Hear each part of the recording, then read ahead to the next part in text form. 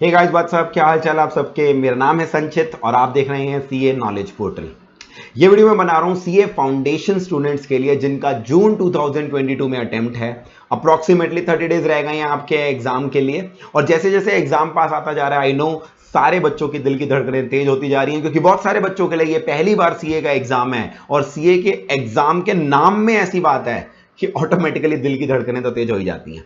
तो अब वैसे तो इस बार सीए फाउंडेशन में अच्छा खासा टाइम दिया इंस्टीट्यूट ने क्योंकि एक महीना पेपर पोस्टपोन हो गए, बट आई एम श्योर बहुत सारे बच्चे ऐसे होंगे जिन्होंने इस एक एक्स्ट्रा महीने को प्रोडक्टिवली यूज करने के बजाय उसको भर भर के वेस्ट किया होगा। आईपीएल है, इधर है, उधर की ना जाने कितनी चीजें वेस्ट करने के लिए। तो चाहे इस समय जो आप वीडियो देख रहे हो, चाहे आपने ऑलरेडी एक दो रिवीजन कंप्लीट कर ली अपने सिलेबस की या आप अभी अभी सीरियस हुए हो और पढ़ने की कोशिश कर रहे हो, इस वीडियो के अंदर मैं आखिरी 30 डेज के लिए हमें कैसे अपना शेड्यूल बनाना चाहिए, कैसे टारगेट करना चाहिए चारों सब्जेक्ट्स को, उनके बारे में डिस्कस करूंगा। साथ साथ आपके और छोटे मोटे सारे डाउट कि सर हमें कौन से सब्जेक्ट को कैसे पढ़ना चाहिए, डेली शेड्यूल कैसे बनाना चाहिए एंड सो ऑन, उनको भी एड्रेस करूंगा। ध्यान देना, इन 30 डेज के अंदर जब भी मैं किसी टॉपिक को एड्रेस करूंगा मैं दोनों सेट ऑफ बच्चों के लिए एड्रेस करूंगा। उन्होंने जिन्होंने प्रिपरेशन बिल्कुल स्टार्ट नहीं करी वर्सेस उन्होंने जिन्होंने ऑलरेडी एक रिवीजन लगा लिया। तो आपकी जो मर्जी स्टेज हो, इस वीडियो के अंदर आपको अपने आखिरी 30 डेज का आंसर जरूर मिल जाएगा। ठीक है जी, चलिए सबसे पहली बात, आपको अपने 30 डेज को, पहली बात तो 2 डेज तो ऐसा कीजिए आप अपने अकाउंट्स के पहले एग्जाम के लिए रिजर्व कर दिए। वो आखिरी के 2 दिन तो आपको अकाउंट्स ही पढ़नी है। फिर बचे जो 28 डेज उसको 2 कैटेगरी में बांट दो, पहले 20 डेज और फिर अगले 8 डेज। इन 20 दिनों के अंदर आप 21 ऑफ मई को ये वीडियो आप देख रहे होंगे, तो पहले के 21 ऑफ मई से लेकर 31 ऑफ मई के अंदर तो सिंपली क्या कीजिए, कोई भी 2 सब्जेक्ट उठा लीजिए। मैं आपको प्रेफर करूंगा एक थ्योरी और एक प्रैक्टिकल उठाइए। दिन में पूरा दिन एक ही सब्जेक्ट करोगे तो वैसे आउटपुट निकल पाता, थोड़ा माइंड थक जाता है, तो 2 सब्जेक्ट उठाइए। उसमें भी थ्योरी में मैं बताऊंगा क्योंकि लॉ आपके लिए कंपैरेटिवली नया सब्जेक्ट है, तो try to pick up law first. Economics और बीसी के वैसे भी ऑब्जेक्टिव टाइप है, प्लस कहीं ना कहीं आप अगर कॉमर्स बैकग्राउंड से हैं तो आपने उनमें से काफी सारी चीजें पढ़ रखी हैं। लॉ आपके लिए कंप्लीटली न्यू है तो लॉ उठाइए, प्लस वो डिस्क्रिप्टिव पेपर भी है और साथ साथ अपना एक प्रैक्टिकल पेपर उठा लीजिए, अकाउंटेंसी या business mathematics, logical reasoning, statistics, जो भी आपको जो सब्जेक्ट थोड़ा टफ लगता है। आई नो मोस्टली बच्चों को बिजनेस मैथमेटिक्स और स्टैटिस्टिक्स वाला एलआर वाला टॉपिक ही मुश्किल लगता है, तो आप वो उठा सकते हैं। हम अपनी टेस्ट सीरीज भी जो कंडक्ट कर रहे हैं उसमें लॉ और बिजनेस मैथमेटिक्स को पहले रखा है क्योंकि वी नो ये 2 ऐसी चीजें हैं जहां पर बच्चे अक्सर थोड़ा मुश्किल महसूस करते हैं। फिर भी आप चाहें तो अकाउंटेंसी रख सकते हैं। अगर आपने मैथमेटिक्स और बिजनेस लॉ को चूज किया तो अब अगले 11 डेज के अंदर आपको इसको एक बार अच्छे से रिवाइज करना है और साथ साथ इसको प्रिपेयर भी करते चले जाना है। सर पढ़ने की स्ट्रैटेजी क्या है? अगर आप बात करें मुझसे बिजनेस मैथमेटिक्स की, उसके अंदर ज्यादा ध्यान आपको देना चाहिए कॉन्सेप्चुअल क्लैरिटी के ऊपर। देखिए बिजनेस मैथमेटिक्स में no doubt practice of questions is required, but यहां पर कोई ऐसी गारंटी नहीं है कि तुम इतने नंबर ऑफ क्वेश्चंस कर लोगे तो आप कंफर्टेबल हो। आपको जितना अच्छे से कॉन्सेप्ट पता है उतने ज्यादा आपके चांसेस हैं एग्जाम में क्वेश्चंस करने के लिए। कॉन्सेप्चुअल क्लैरिटी आप चाहे पहली बार रिवीजन कर रहे हो चाहे मल्टीपल टाइम्स रिवीजन कर चुके हो, उस पर जरूर ध्यान दीजिएगा। अगर आपका बिजनेस मैथमेटिक्स एलआर का कोई टॉपिक वीक है और आपको लगता है वहां पे कॉन्सेप्चुअल क्लैरिटी नहीं है, तो मैंने नीचे डिस्क्रिप्शन में लिंक डाल दिया, हमारे सारा complete syllabus of business mathematics statistics सब 4 मैराथन वीडियोस के अंदर डिवाइड करके मयंक सर ने डाल रखा है। चारों वीडियोस का लिंक डिस्क्रिप्शन में डाल दिया है। हर वीडियो की टाइम स्टैंप में आपको चैप्टर मिल जाएगा कहां से कहां तक है, तो उस बेसिकली आप उसके बेसिस पर प्रिपेयर कर सकते हो अगर किसी चैप्टर के अंदर आपको कॉन्सेप्चुअल क्लैरिटी की कमी लग रही है। बात करूं लॉ की, लॉ क्योंकि डिस्क्रिप्टिव पेपर है, वहां पर आपको ना सिर्फ कॉन्सेप्ट पढ़ना है, ना सिर्फ प्रोविजन आना चाहिए, बल्कि वहां पर आपको राइटिंग प्रैक्टिस भी करनी चाहिए। राइटिंग प्रैक्टिस के लिए क्या मतलब, वहां पर दिक्कत यह आती है कि प्रोविजन बच्चों को पता होता है, उनके दिमाग में क्लियर है, बट जब वो केस स्टडी देखते हैं, कई बच्चे तो प्रोविजन ढंग से अप्लाई नहीं कर पाते। कई जब अप्लाई कर रहे होते हैं उनके मन में तो बहुत सारी भावनाएं हैं, उनको पता है आंसर यहां पर क्या लिखना है, ये कॉन्ट्रैक्ट वॉइड है, वॉइडेबल है, whatever the thing is, but वो अपने आप को एक्सप्रेस करना नहीं समझ पा रहे होते। तो लॉ के अंदर besides provision it is very very important to practise certain questions.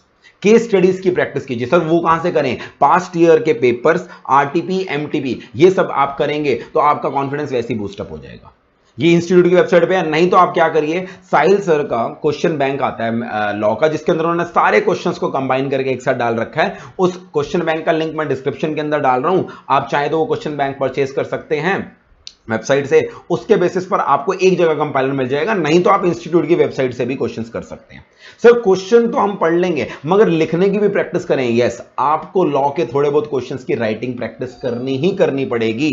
और इनफैक्ट मैं तो बोलूंगा लॉ के जरूर टेस्ट दे के देखिए चैप्टर वाइज। जब आप प्रिपरेशन कर रहे हैं टेस्ट जरूर दीजिए। मैं आपको बता दूं एवीजे इस बार फ्री टेस्ट सीरीज कंडक्ट करा रहा है सारे बच्चों के लिए, ना सिर्फ एवीजे के बच्चों के लिए, सारे बच्चों के लिए फ्री टेस्ट सीरीज है। लॉ और मैथमेटिक्स की अभी चल रही है, अभी तक आपने ज्वाइन नहीं करी तो हमारे जो ऐप है सीए नॉलेज पोर्टल, जो हमारे चैनल का नाम है ना, वही ऐप का नाम है। आप हमारी ऐप पर जाकर साइन अप कर सकते हैं। वहां पे फ्री स्टडी मटेरियल सेक्शन है, उसके अंदर आपको सारे टेस्ट मिल जाएंगे जो अभी तक कंडक्ट हो चुके हैं और आगे के टेस्ट भी हो जाएंगे। सर टेस्ट का शेड्यूल देखना चाहते हो तो डिस्क्रिप्शन में डाल दिया, टेलीग्राम चैनल पे भी डाल रखा है। टेलीग्राम चैनल का नाम है सीए फाउंडेशन नॉलेज पोर्टल।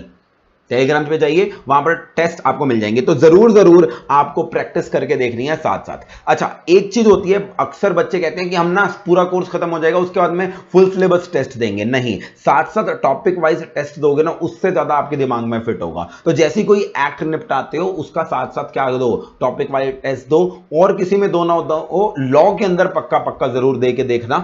और आप अपनी वहां पर आंसर शीट भेज भी सकते हैं अगर आप उसे इवैल्यूएट कराना चाहते हैं। Again I am telling you, किसी से भी कोई चार्जेस नहीं लिए जा रहे। ये इनिशिएटिव इस बार हम सारे बच्चों के लिए फ्री ऑफ कॉस्ट कर रहे हैं।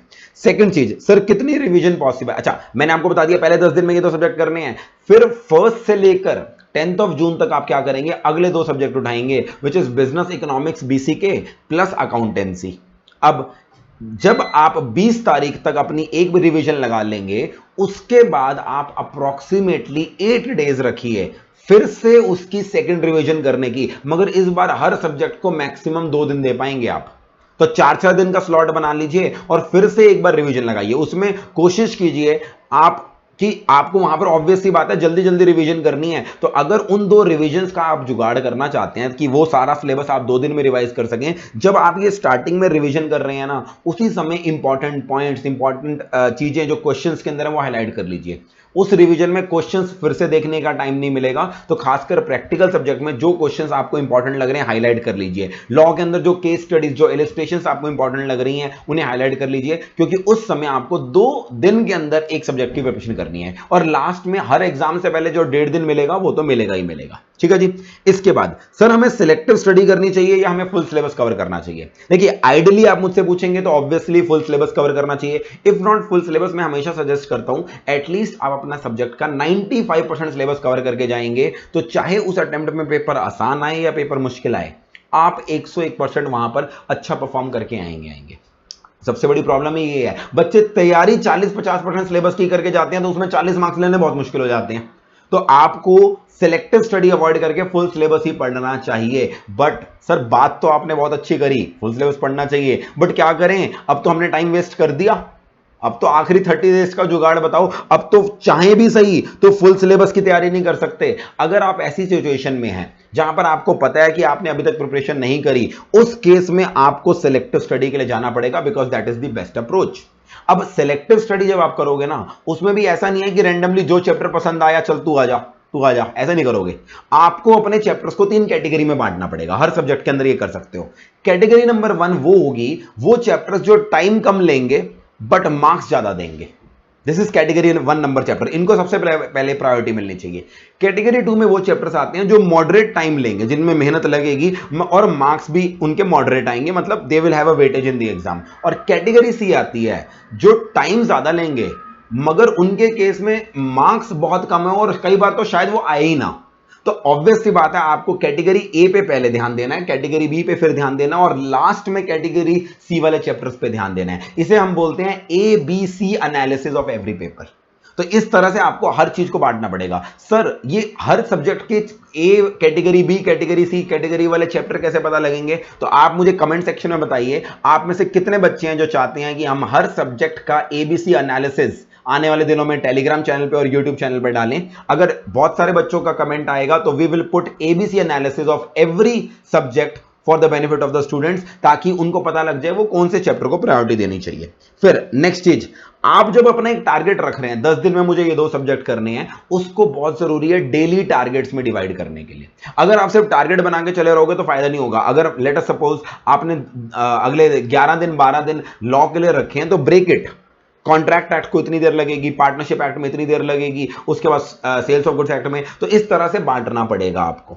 बेस्ड ऑन दैट आप अपने डेली शेड्यूल बनाओगे। और ध्यान देना, जब आप अपना डेली शेड्यूल बनाओगे ना, वहां पर कई बार बच्चे बोलते हैं सर मैं कितने बजे उठूं, कितने बजे खाऊं, ये सब मुझे बताओ। अब एक चीज मैं आपको बता दूं, आप अक्सर वीडियोस में सुनते होंगे बेटा आपको सवेरे 6 बजे उठना चाहिए, जो सवेरे जल्दी उठ के पढ़ते हैं वही अच्छे से मार्क्स ले पाते हैं। देखो सीधी सी बात है, चाहे आप सुबह पढ़ते हो चाहे आपको रात को पढ़ते हो, फर्क नहीं पड़ता। मैंने अपनी पूरी प्रिपरेशन सीए की सारी रात को लेट नाइट पढ़ के करी है, तो ये कहना गलत होगा जो बच्चे रात को पढ़ते हैं वो मार्क्स नहीं ले सकते। मैंने खुद लेके दिखाए हैं। तो मेरी सिंपल सी फंडा है, चाहे आप सुबह पढ़ते हो चाहे आप रात को पढ़ते हो, आपका जो भी शेड्यूल है, सुबह जल्दी उठ के पढ़ने वाला या सुबह टाइम 9-10 बजे उठे मगर रात को 12-1 बजे तक खींचने वाला समय, आप जो फॉलो कर रहे हो करो, मगर कंसिस्टेंटली करो। ये नहीं होना चाहिए किसी दिन रात को पढ़ लिया, किसी दिन दोपहर को पढ़ लिया, किसी दिन सुबह पढ़ लिया। कंसिस्टेंटली फॉलो करो, इससे आपकी स्लीप साइकिल मेंटेन होती है। और इस पूरे शेड्यूल में ध्यान देना, दोपहर को 2 बजे से लेकर 5 बजे का समय, उस समय में आपका माइंड फुली एक्टिव होना चाहिए, क्योंकि उस समय आपके एग्जाम में आपको बैठना है। ठीक है जी, तो शेड्यूल जैसे मर्जी रखो। अगली चीज ध्यान रखो, आप जब भी पढ़ रहे हो ऑब्वियसली आपको अपने माइंड को ब्रेक देनी पड़ेगी, बट एट वन सिटिंग कोशिश करो 2 घंटे आप अपने आप को डिस्ट्रैक्शन फ्री पढ़ने की कोशिश करो। उसके लिए सबसे ज्यादा जरूरी है इस यंत्र को अपने से दूर रखना, क्योंकि ये दुनिया में इतनी नोटिफिकेशन दिखाता है, आप कंसंट्रेशन रख ही नहीं सकते। इसको अपने से दूर रखिए। हर 2 घंटे बाद अपने आप ब्रेक दीजिए अपने आप को, 15 मिनट की, 20 मिनट की लंच ब्रेक, और ऑब्वियसली मील्स वाली ब्रेक आप थोड़ी लंबी कर सकते हैं, और शाम को भी एक लंबी ब्रेक ले सकते हैं 1-1.5 घंटे की। मगर बीच में हर 2 घंटे बाद भी एक स्टडी सेशन आपने मान लो 5 घंटे का रखा है 2 मील्स के बीच में, तो उसमें भी आप अपने आप को 10-15 मिनट की ब्रेक दीजिए 2 घंटे बाद।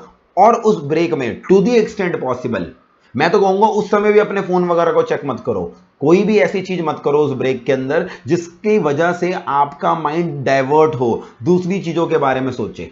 अगर उस 15 मिनट में आपने टीवी देखा और टीवी के अंदर कोई ऐसी न्यूज देख ली जिससे आपके माइंड का मेंटल पीस खराब हो गया, क्या मिला आपको उस न्यूज से? अगर आपने इंस्टाग्राम खोला, इंस्टाग्राम पे किसी का पोस्ट देख लिया जिससे आपका मेंटल पीस खराब हो गया, जिसकी वजह से आप सोचने लग गए उस पोस्ट के बारे में, क्या मिला आपको? तो ब्रेक के अंदर आप क्या कर रहे हो, दैट ऑल्सो डिटर्मिन्स आपकी बाकी प्रोडक्टिविटी क्या आएगी। Instead of doing something that will distract your mind, instead don't have a break.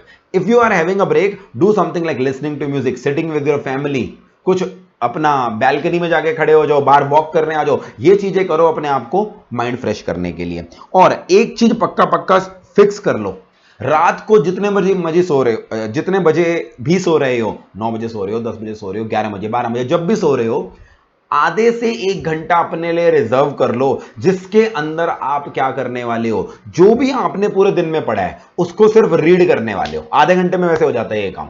Sir ये आधा घंटा क्यों रखे हम जो फिर से पढ़ने के लिए? उस दिन वाली चीज भी हो सकती है, उससे पिछले दिन वाली भी चीज, क्योंकि आप अपने माइंड में कंटिन्यूसली रोज कुछ डालते रहोगे ना, तो वो फीफो बेसिस करना शुरू कर देगा, फर्स्ट इन फर्स्ट आउट, वो पीछे से बाहर करना शुरू कर देगा। जो पीछे दिमाग में गया है कल परसों, उसको पक्का करने के लिए ना, अगर आप सोने से पहले कोई चीज सिर्फ रीड करते हैं, आपको उस समय रियलाइज नहीं होगा, बट वो चीज आपके सबकॉन्शियस माइंड में चली जाती है, वो आपको और अच्छे से याद हो जाती है। वो जो आपकी शिकायत होती है ना, सर मैं पढ़ता हूं उस समय तो सब याद हो जाता है बट बाद में भूल जाता हूं, वो प्रॉब्लम का एक लौता सॉल्यूशन ही यही है कि सोने से पहले वो वाली चीज जो आपने कल पढ़ी थी, जो आपने परसों पढ़ी थी, या जो आज भी पढ़ी थी, उसको जरूर रीड कर लीजिए। इस तरह से आपकी एक तरह से चीजें दिमाग में फिक्स होती चली जाती हैं और आपको वो शिकायत मैं भूलता चला जा रहा हूं वो खत्म हो जाती है। तो ये 3 चीजें अपने बारे में जरूर सोचिएगा डेली शेड्यूल बनाते समय।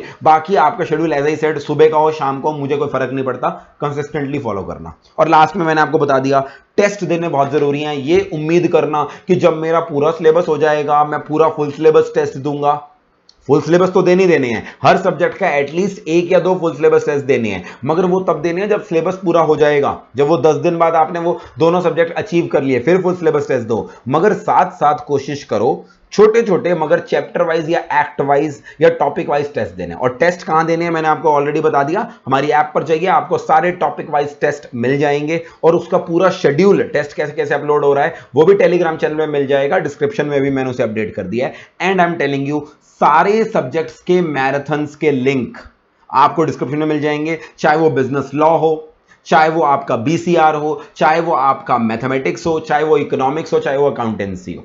जब आप ये वीडियो देख रहे होंगे उस समय तक बिजनेस इकोनॉमिक्स का मैराथन भी अपलोड हो चुका होगा, बीसीके का तो ऑलरेडी हमारे चैनल पे पड़ा ही है, और अकाउंटेंसी का मैराथन भी अगले कुछ दिनों में आपको मिलेगा। तो उसकी चिंता मत करो कि रिवीजन के लिए कंटेंट नहीं है, जहां पर अटको बिजनेस मैराथन, हमारे रिवीजन मैराथन को फॉलो कर लो। बट मेन चीज है आखिरी 30 दिन में you don't have time to waste. ये आखिरी 30 दिन में आपको एफर्ट डालना ही पड़ेगा, चाहे आपने अभी तक एफर्ट डाला या नहीं। So all the very best. अगर कोई और भी डाउट है तो मुझे जरूर कमेंट सेक्शन में बताइएगा। I will try to make videos on all these things.